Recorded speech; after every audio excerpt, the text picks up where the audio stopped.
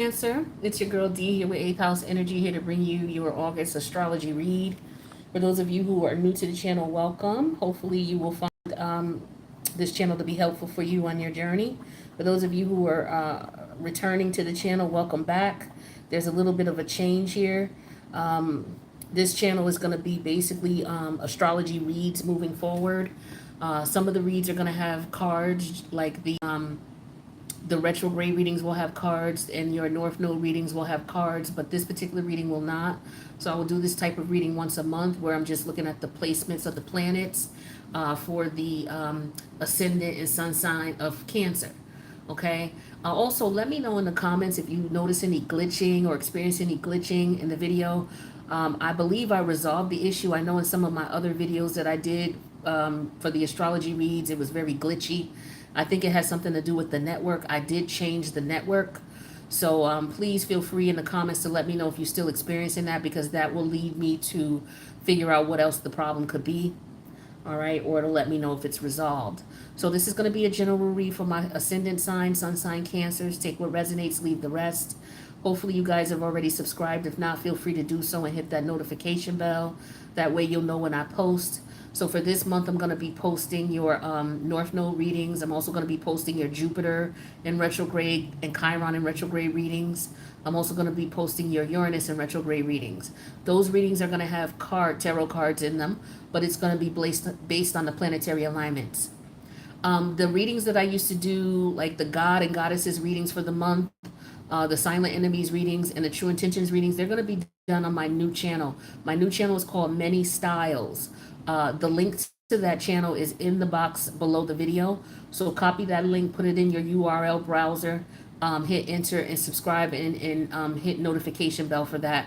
I'm going to start working on those readings. I don't know. We'll see how I feel tonight, because this is the last reading I have for the astrology reads.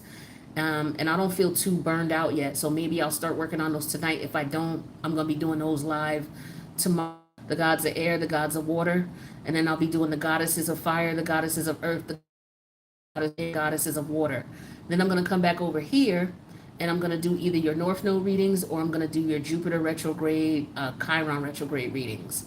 One of those or one or the other. And then I'm going to go back over there on that side and I'm going to be doing like your Silent Enemies readings. And then I'm going to come back over here, do your Uranus retrograde readings, or your, whichever one I didn't do of the ones I named earlier. I'm going to go back over to Many Styles and I'm going to do your True reading. So I'm going to be back and forth. So if you astrology and you like the astrology reads, stay subscribed here. But if you also like the other readings I do, feel free to subscribe to that channel as well. All right. Some people are just not into astrology, and I wanted to listen to the people who come to the channel, because some of them like the reads that I do, but they just don't like the astrology. They're not into it, or it may be too challenging for them to understand or get with. And I respect that, different strokes for different folks. So I just divide my readings up into 2 channels so that, folks can get what they want. Right. So with that being said, let's go ahead and get into your reading. Again, let me know if you hear any glitches in the reading. That way I'll know that there's something wrong with the phone and I'll take it back to the phone. But I think there was a network issue. I was on the wrong network and it was called. So hopefully this cleared it up. All right. So Cancer, for the month of August, I hope all is well with you guys. It's been a little while since I've been on. I've been, getting adjusted. I've been transformation in reference to physically and relocating, and some other projects that I've been involved in. So I got some beautiful changes going on. So I just had to take time to get those things together and get them situated. But I'm back, baby. So let's get into it. So Venus is in your first house right now, but she's about to leave out and go into Leo, which is your second house, on the 11th. So let's talk about it as if, Venus has moved into your second house. So your second house is where Leo is. Now we're in Leo season right now. The new moon in Leo is the 8th, as well as the, story short, the star Sirius. It's a really super huge star, bigger and brighter than the sun. The sun is a very bright star that we have in our galaxy, but Sirius is 25,000 billion. I'm just making up numbers, but huge compared to the sun. Well, when the Lionsgate portal planets align in a certain way, which opens up the heavens, allows us to have a direct connect to our higher beings, our ancestors, and the intergalactic. This Leo energy, this is very creative energy. So you're able to tap into it and use it to your advantage. So, you should do a little research on that and take advantage of this energy, okay? So Venus is also going to be in your second house. Now, the second house has to do with your value, your self-worth, your self-esteem, and that's the same thing. That house is ruled by Venus. Uh, this phone is getting on my goddamn nerves. Oh my god, it is really getting on so bad. I'm sorry if there's any glitching that occurs, but I think it just rerouted me back to another network that I. The second house has to do with your money making potential.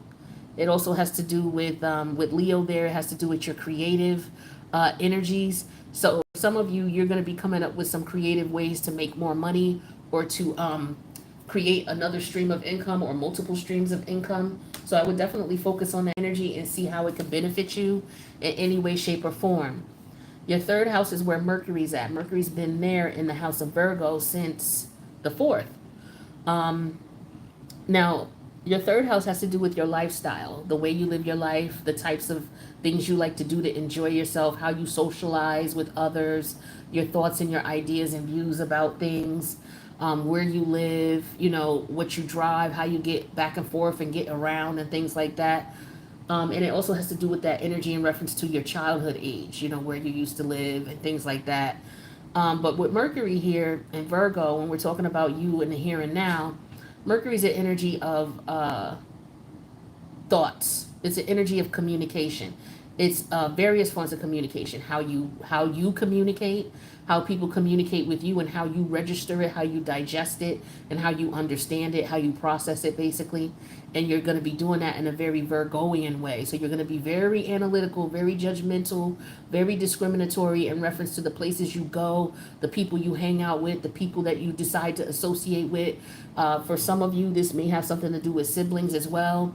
So you may be, really analyzing and connecting with your siblings and looking at what they're doing and the lifestyle that they live, and, just comparing it, seeing if it's something that resonates with you, or, maybe you're going to be hanging out with them for a while, or maybe you're going to visit a family member, could be a sibling or a cousin, all right, and you may be going to check them out and seeing how they live, and connecting with them on that level and seeing if this is something that you can relate to, because maybe you're looking to change your situation up. Maybe you're looking to change your moving situation up.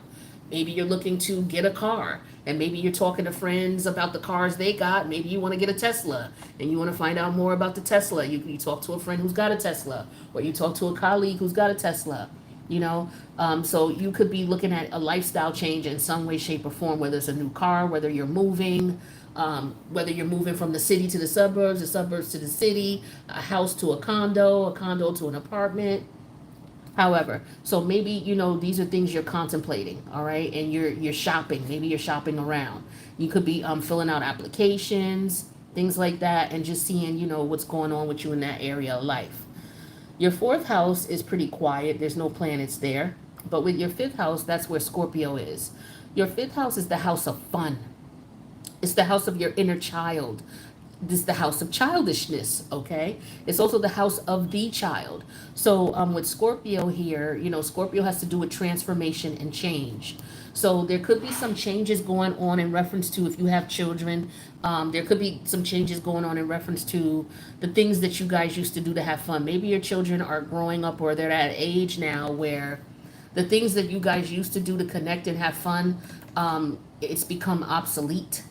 Or maybe there's just an unfortunate communication that you have going on with your children right now. Maybe you're not talking to them as much, or maybe because they're going through changes, you guys are not as close. That could be temporary. But I feel like for a lot of you, your children are going through some growth spurts right now, and you just have to be patient with them and, see it through, right? If it's not about you having children and them going through growth spurts, or you're not a teacher who's teaching children who are going through a transitional phase, this could be you tapping into your childhood, because the South Node does deal with past life energies, and it does deal with the energies from your childhood. So for some of you, there could be some things that were going on in your childhood that you're still processing and transforming out of, in this lifetime. Some things that you may have to let go of, and it could just be childish behavior, childish way of looking at things, okay, immature way of looking at things. And some of you are going through a transformation where you have to grow up. A lot of people don't like the Scorpio energy. They call it very toxic. But being as though I'm somebody who has a lot of Scorpio in my chart and I've lived with it all my life, the only thing you need to understand about Scorpio energy is where it's at in your chart. Once you know where it's at, know that you're always going to experience change and transformation in that area, and there's always going to be power struggles there. Whether it's you accepting the change or whether there's an outside force coming in and changing things. Either way, there's going to be constant change in that area, and if you know it, then what you need to do is when you sense change coming, all you have to do is try to do what you can to embrace it, okay? Because when you fight it, that's when it becomes toxic, okay? So understand that about wherever Scorpio is in your chart, and that'll kind of help you to start being able to better function with your Scorpio energy. Now, also the fifth house has to do with love affairs of all sorts, things that don't last, situationships, one night stands. It could also go into the line of fetishes, sexual fantasies, things like that. And you got the Scorpio there. So Scorpio rules the sex organ. So I'm going to need you to wear condoms. I'm going to need you, make sure you're protecting yourself if you're out here hanging out and having fun. Okay, some of you need to be very careful because you could be running into, or you could be dealing with, or running in some toxic circles, okay, as far as one night stands, situationships, things like that. And it doesn't necessarily have to be STDs. It could just be that you're dealing with people who are stagnating your growth, okay, people who are very immature and childish, or maybe, there could be an energy here where, somebody may be feeling like they don't want to hang out with you anymore because maybe they feel like you need to grow up a bit. I don't know. Take it how it resonates, okay? But there could be some energy going on in reference to that. Now, your sixth house is where Sag is, okay? There's no planets there, so we're going to move on to your seventh house, which is your house of partnerships. That's the house that's ruled by Capricorn for you. And Capricorn, there's Pluto there in retrograde. So your seventh house is all types of relationships, your business relationships, your family relationships, your lover relationships, your friendships, okay? All of your relationships and how you relate to these people and how they relate to you. Pluto, which is there, Pluto has to deal with the power struggle and the power dynamics between you and these people that you have a relationship with. Are you overbearing? Are they overbearing? Or are things evenly yoked between you all? When Pluto's in retrograde, that's what you're looking at. Okay, you're evaluating the power dynamics in these relationships. You're evaluating them to the point where you are going to determine with Pluto, am I going to end it? Because Pluto deals with death and rebirth, another element of Scorpio. So Pluto is basically in retrograde because it's putting you in a position to look at these relationships. Are these relationships, do they need to change in some way? Or are they ending? And if they're ending, then, are they ending for your greater good? Or are they ending because of some type of toxic environment? Okay, so this is where you're going to be evaluating a lot of the relationships that you're in. They're all going to be changing. Probably just about every relationship that you have is changing in some way. With the fifth house with Scorpio there, the dynamics are changing between you and your children. If you have children, all right. In your first house, the way people are treating you. You got Venus there, so it could be you, looking at, what's important to you, what you value in reference to how you stand your ground and how you present yourself to others. So your relationships here are on, they're on a chopping block in a sense where it's like, okay, some of them are dying. Should you resuscitate them? Can you resuscitate them? Or should you let them go? The ones that are going to be resuscitated, they're never going to be the same. They're going to morph into something else because that's what Scorpio energy does. It kills what's old and it rebirths it in a new way. Okay? So some of you need to pay attention to what's going on in your relationships.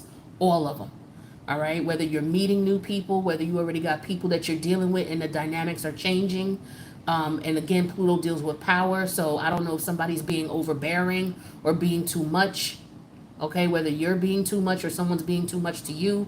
If they're being too much to you, then it's going to be time for you to stand your ground and balance those scales. And if you can't, then you need to cut these people off.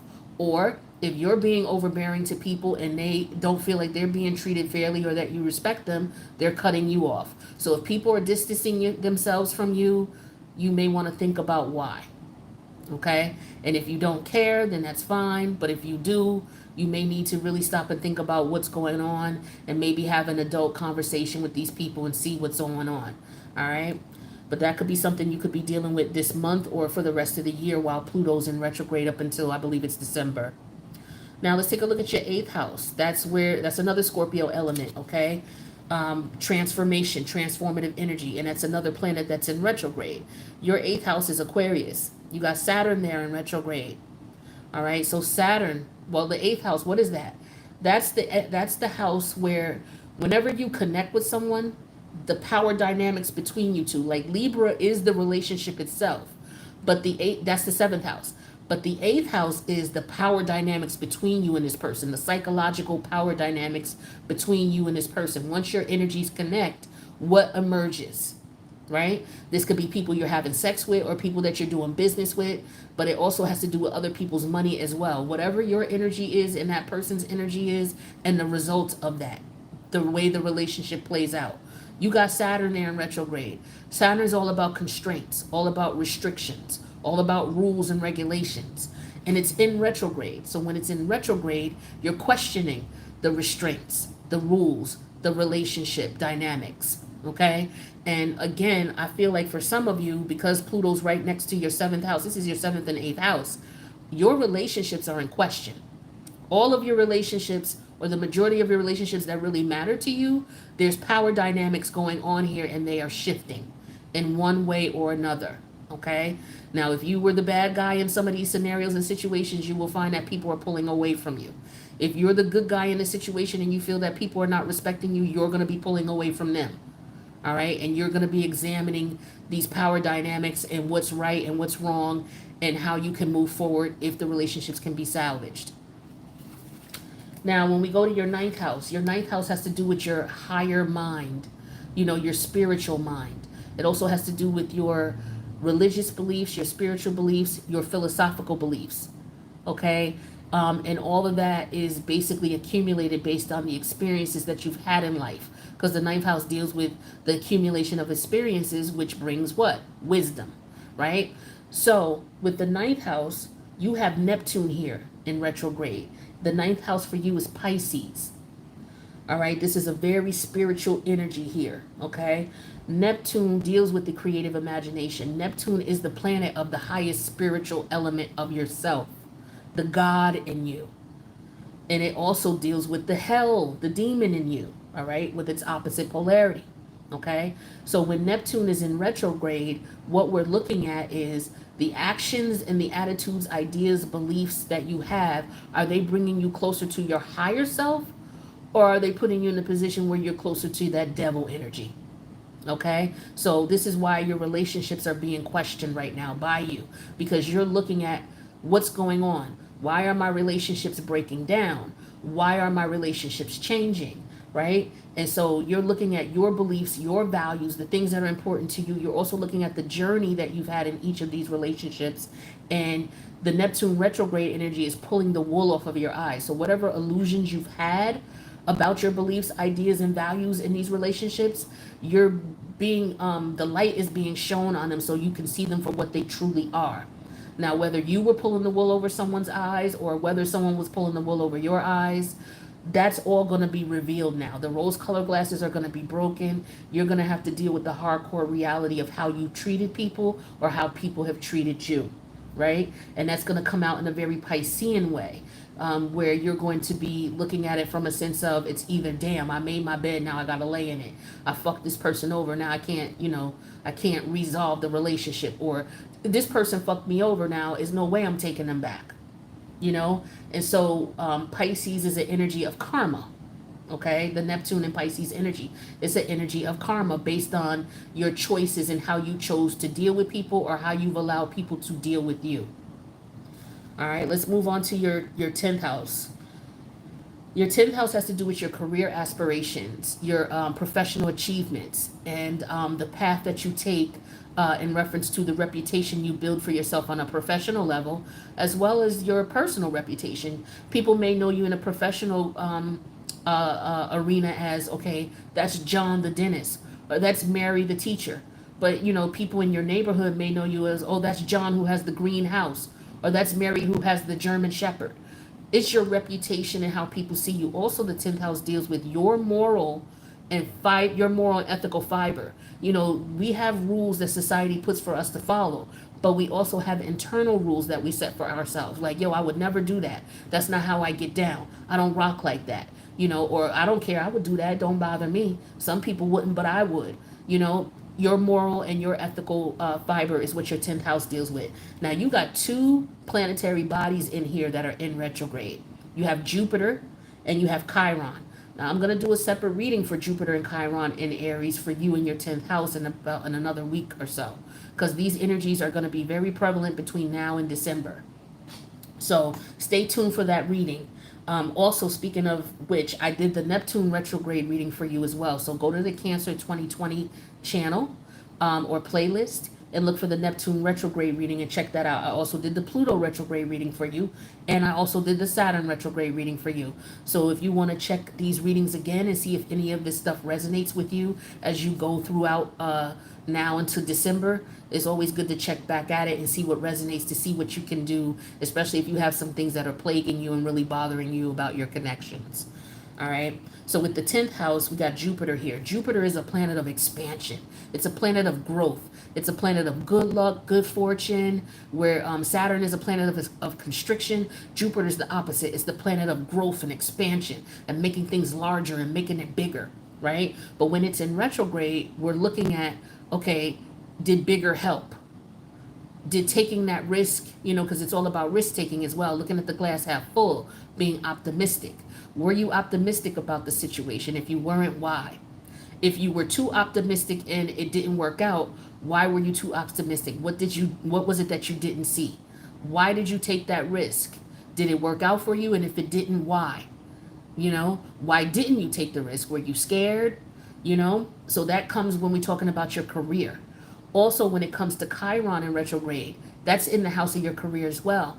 Now, Chiron is an energy that teaches us that we all have scars and wounds that we got to live with, and we got to keep moving, even though those scars and wounds may not heal, right? So that's the story of Chiron. He's called the wounded healer. He was wounded based on the circumstances that he had to deal with in life, but that did not stop him from continuing to do his mission, which was to teach, all right, and educate people, regardless of his own wounds. So when Chiron is in retrograde here, what we're looking at is why those wounds occurred. How can you live with those wounds? How can you move forward despite the fact that those things, when you really stop and think about them, they're always going to bother you? So for some of you, it could have something to do with your career goals. Maybe you have some regrets about your career choices. Maybe you're at a certain age and you're like, damn, I wish I would have went to school. Well, I feel like as long as you are alive, it don't matter how old you are. If you want to go back to school, go back to school. Period. Some people may feel like, oh, I'm too old for that, or, I'm embarrassed to do that, or like, you got to stop worrying about what other people think. Do what's best for you. Some of you may have some regrets in reference to your career decisions and or your reputation and how people see you. You know what I'm saying? So that's something that you may be dealing with and thinking about moving forward, okay? Your 11th house, that's the house of your friendships, your social life. If you got a group of friends, what type of friend are you? Are you the one that's dependable? Are you the one who, you the one who crack all the jokes? Are you the one who's the bossy friend? Are you the one when everybody calls and needs something, you ain't never around? Like what title do you hold in your group of friendships if you have a group of friends?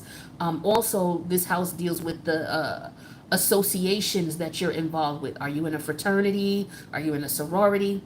Are you in a chess club? Are you a Mason? Are you an Eastern Star? What affiliations and groups do you resonate with? And in this chart, in this particular house, this is where your Taurus North Node is. So Taurus is an energy of indulgence, luxuries. It's also an energy of wanting peace, wanting tranquility, stability, okay?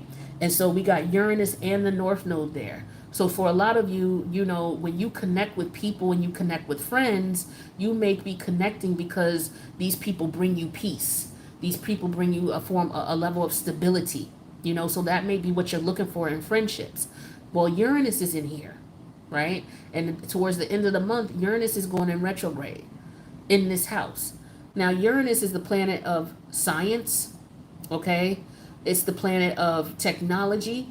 It's the planet of surprise. It's like I think of Uranus as a lightning strike. It comes out of nowhere. You may sense something, but by the time it happens, it's so quick. And then, you know, afterwards, you have to deal with the aftermath of it. So that surprise element, it could be something positive or it could be something negative. But Uranus also deals with rebellion, anarchy, the renegade in you. When you rebel against something that doesn't make sense to you or something that doesn't sit well with you, regardless of what other people think. Well, when Uranus goes in retrograde at the end of the month, if there was an element of surprise that happened and whatever the good or bad is that came out of it, you're going to be dealing with the ramifications of it. So say you rebelled against a friend, or a friend rebelled against you and is like, oh, okay, I don't like you anymore. I'm not talking to you anymore. Now what's going to happen is you're going to be dealing with the repercussions of that. You're going to be looking at that like, damn, why did this person just all of a sudden stop dealing with me? The reality is there may be some things that went on as far as the dynamics between you and these people that maybe you didn't look at, or maybe you did, but it was maybe in your favor at that time, okay? And so maybe you disregarded it. And so maybe this person got tired. Or it could be vice versa. You are not dealing with this person. You stood up to them and you're like, no, I'm not dealing with you anymore. And now this person may not understand why.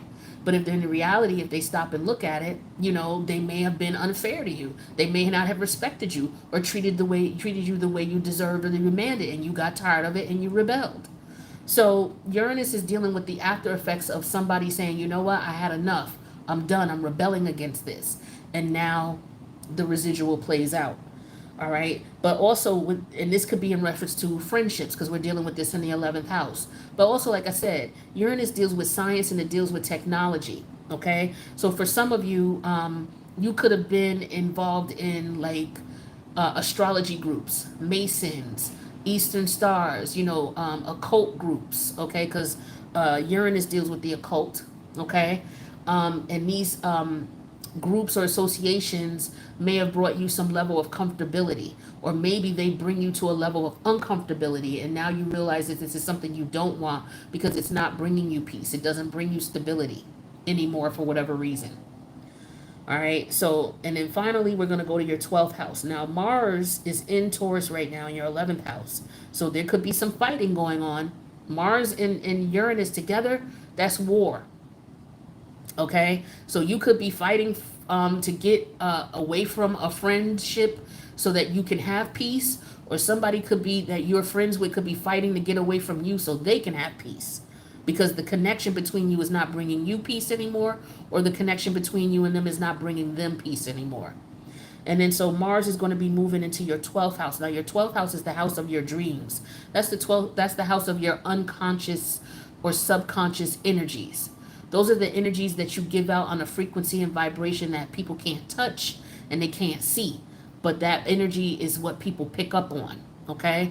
So sometimes you may wonder why someone's attracted to you or why they are drawn to you. It's got something to do with the frequencies that you're giving off. And a lot of times those frequencies that we give off come from a place of that need healing, or places in us that have not healed yet. All right? But Mars is moving there. So I would recommend that you pay attention to your dreams, because that's your Gemini house. That's your ideas and your views. All right. So your subconscious mind is going to be communicating with your logical mind. And with that Mars energy, it's going to fight to do so. Right. So there's something that you are going to need to know, or there's something that you're going to need to understand. You're not going to have any choice but to understand it, or to make sense of it, or to try to. All right, moving forward. But again, these energies can take place now, or they can happen anytime between now and December. Okay, so if this doesn't resonate right now, it's cool. Come back at the end of the month, check it out. I'm sorry if there's any glitches or anything like that. I'm going to try to work on that and make sure I get this straightened out. But I want to thank you for checking out the video, Cancer. I hope all is well with you guys. Don't forget to subscribe, hit the notification bell. That way you'll know when I post. And don't forget to grab the link for Mini Styles, which is in the box below the video. grab that link, put that in your URL, and then subscribe and hit the notification, because I'm going to go over there and I'm going to do the gods and goddesses readings probably within the next 24 hours over there. All right. Thanks again for checking out the channel. If you need a personal, my information's in the box below. I wish you guys peace and blessings, and I'll see you in the next reading. Later, Cancer.